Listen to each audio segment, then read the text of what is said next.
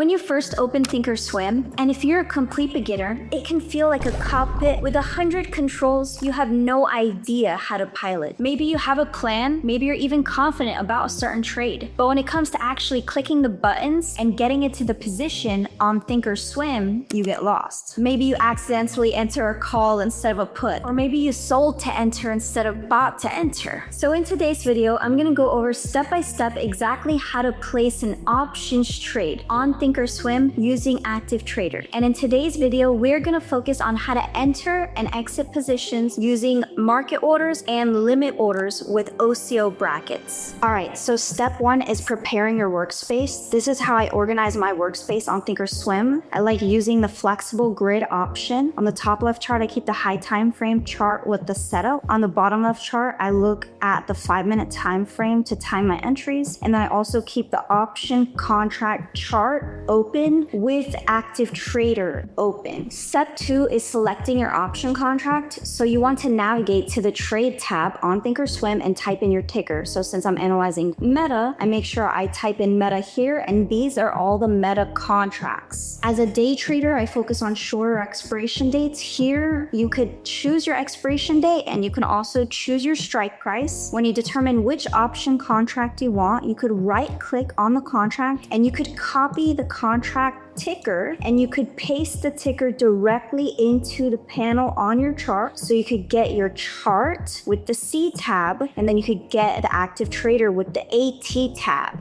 All right, so there's two main ways to enter trades on Thinkorswim. The first main way is entering with a market order. On Active Trader, there's a button that says buy market. So for 10 of my contracts, I'm gonna buy market and to enter the trade. If you turn on auto send, you will automatically enter the trade once you click this button. As you can see, I was filled in 10 contracts at $8.30. There's an alternative method to enter your trades on Thinkorswim as well, and you could also enter with limit orders. So I entered with a market order, which means I just wanted to enter the trade now. I didn't really care about the specific price I entered at. However, if you place a limit order, maybe you want to choose the specific price you want to enter at. Since price just went lower, let's say I want to enter more contracts at 8.10. And now, since I'd placed that limit order at that specific price at 8.10, those contracts just got filled. So you could put a buy limit order to enter at a specific price, or you could buy market to enter now. Once you have your Active Trader set up, that is literally how easy it is to enter trades on Thinkorswim. So to manage my trades once I'm in them, I like to use OCO brackets. That is a stop loss order and a target order connected together to manage my trade. When you buy market, you want to make sure that your time and force is set to day, and you can also turn on auto send. When you want to put your stop loss and your target order in an OCO bracket, you need to change your template to OCO first. When I use OCO brackets, I turn auto send off. I look at my average entry price. So my average entry price is 8.15, and from my entry price, I will calculate how much I'm willing to risk for my stop loss and how much I'm aiming for in profit for my target. So let's say I want to risk 15% and I want to aim for 45% in gain. I will calculate that number relative to my entry price, and these little arrows basically show my entry price. So on average, it's 8.15. So all I'll do is 8.15 minus 15 and get that number. So 8.15 minus 15% equals 6.92. So I need to place my stop loss at 6.92, and that would be a 15% risk. And if I wanted to aim for a 45% profit, I would need to put my target order at 11.81. So before I place my OCO bracket, I make the calculation and I turn off auto send. Then all you need to do is click in the red area and edit your order and specify your STP order to be at this specific number minus 15%, and specify your LMT number to be this specific number. So once you place your OCO bracket, you will see it on option contract chart. So all you need to do is change your template to OCO, turn off auto send, click in the red area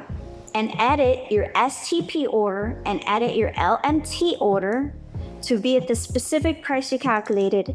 And what I calculated was a minus 15% stop loss and a plus 45% target. That equal to 6.92 being my stop loss, and you could see I placed my stop loss order at 6.92, and that would be 11.81 at plus 45%, and you could see I placed my LMT order at that price. So this is usually how I manage my trades. I enter with market orders. You could also enter with limit orders, and then I manage my stop losses and my targets with OCO brackets. If you see the orders on your option contract but you don't see it on your stock chart, all you need to do is go to settings and turn on show orders. And if you don't see the orders on your option contract chart, you also need to show orders there. And when on Thinkorswim, you could line up your orders with your chart. So for example, it looks like my target order is a little too far if I was targeting this green zone here exactly. So I can also potentially adjust my target order to be exactly at this green zone. And if my stop loss is too close, I could also adjust my stop loss order to be wider. So you can adjust your orders by grabbing the orders and dragging them on the options chart, and you could adjust it multiple times and make adjustments until it lines up perfectly on your stock chart. Managing your trades with OCO brackets is definitely the best way to trade because it helps you automate your plan. After you've decided your entry, you could decide what stop loss makes sense based on market structure. You could line up your target order exactly with your zone, and now in the middle of the trade, you could trust your plan to play out and follow your original analysis. So some important things to know is when you type in your ticker on the trade tab, the left side of the trade tab shows the call options. The right side of the trade tab shows the put options. In the middle shows the strike prices and the expiration dates. The premium prices right here show how much it costs to enter an option contract. I entered the option contract around $8.15. So for each contract, that costs $815. So remember, if you're looking for calls, you're going to grab it from the left side of the trade tab. If you're looking for puts, you're going to grab it from the right side of the trade tab. Another important thing about trading options is you're going to buy to enter your options trade, whether it is a call or a put. So you're always going to buy to enter. You're either going to buy market or you're going to buy limit. You always need to buy to enter if you're day trading options. And for example, you buy a put if you think that the stock price is going to go down, or you'll buy a call if you think that the stock price is going to go up. So we always buy to enter. So we sell to exit, but your sell orders need to match up with your buy orders. And on this trade, I actually did enter in 24 contracts. So I need to make sure that my sell orders matches my buy orders. On the monitor tab on Thinkorswim, you could double check the quantity of when you entered your trade. And you want to make sure that the buy quantity of how much you bought to enter your trade matches exactly your sell quantity and how many times you're selling the trade. An OCO bracket means one cancels the other. So it places the stop loss and the target order together at the same time. So if the stop loss is triggered, the target order goes away. If the target order is triggered, the stop loss goes away. It's very important that you use an OCO bracket when you're setting your stop loss and your target, and that you don't use single sell orders. If you had your template as single and you're trying to put a stop loss and a target, you're going to oversell your position. So for example, if you entered on one contract and then you place one single stop loss order and one single target order, and they're not connected in a one cancels each other bracket, then you're gonna have two sell orders only for your one buy order, and you're gonna oversell yourself on your option contract. So you always wanna make sure your buy orders equals the quantity of your sell orders. So this is why I use OCO brackets. If you ever wanted to cancel the OCO bracket and manually exit, you could click the X mark, cancel your orders, and you could use sell market. But I don't recommend to do that. I recommend to follow your original plan. And one thing that you could also do is you could grab and drag your limit orders into different positions. Instead of canceling them and selling market, you could trail your stop loss higher. You could move your target lower. And that would be my preferred exit strategy. So now you know how to execute options trades on Thinkorswim. But placing the order is only one piece of the puzzle. If you don't have the right plan, the right levels, or the right risk management behind your trading, this is going to be the least of your worries. If you want me to personally walk you through the full process, review your trades, and help you build real consistency, I do that inside of my one-on-one mentorship. The link to apply to the mentorship is down below in the description. And if you want the full guide